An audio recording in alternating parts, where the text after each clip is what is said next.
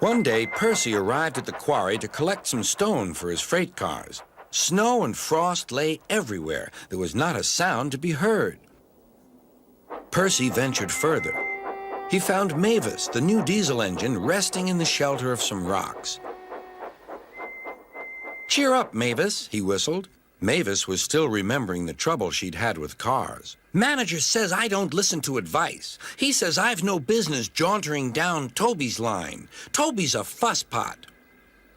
"Toby has forgotten more about freight cars than you will ever know," replied Percy.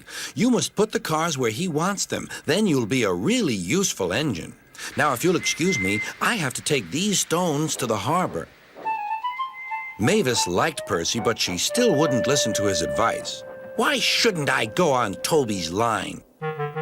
The siding arrangements were awkward. To put the cars where Toby wanted them, Mavis had to make several journeys. She started making a plan.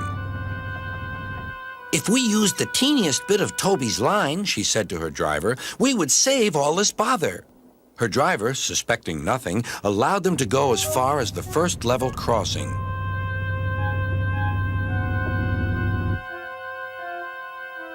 A few days later, the weather changed.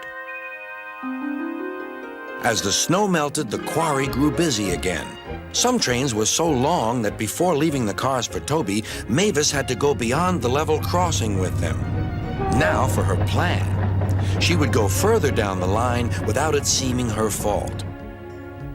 "Can you keep a secret?" she asked the freight cars. "Yes, yes, yes," they chattered. "Will you bump me at the level crossing and tell no one I asked you?" The cars promised. But while Mavis was away, Toby arrived. He decided to shunt the cars himself. The cars decided to bump him anyway. They reached the level crossing and Toby's brakes came on. This was the signal for the freight cars. "On, on, on," they yelled. Toby was away, with the cars screaming and yelling behind him. No one realized that melted snow had turned a stream ahead into a torrent, and the bridge above it was about to collapse.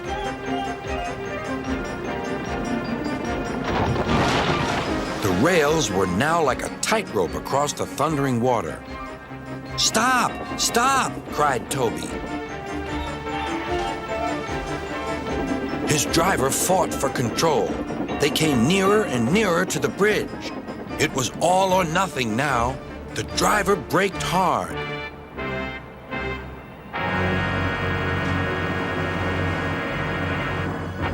Toby stopped, still on the rails, but with his wheels treading the tightrope over the abyss. Mavis was horrified and quickly came to the rescue. Workmen anchored Toby with ropes while she pulled the freight cars away. Then she helped Toby to safety.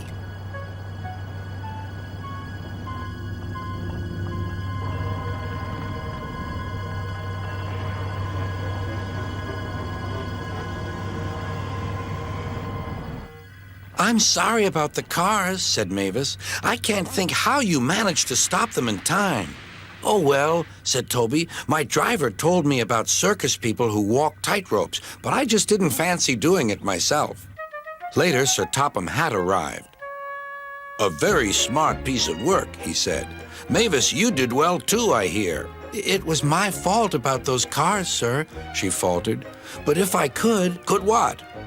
"Come down the line sometimes, sir. Toby says he'll show me what to do." "Certainly," replied Sir Topham Hatt, "if your manager agrees." And so it was arranged. Now Mavis is as happy as can be, and Sir Topham Hatt thinks she's really useful indeed.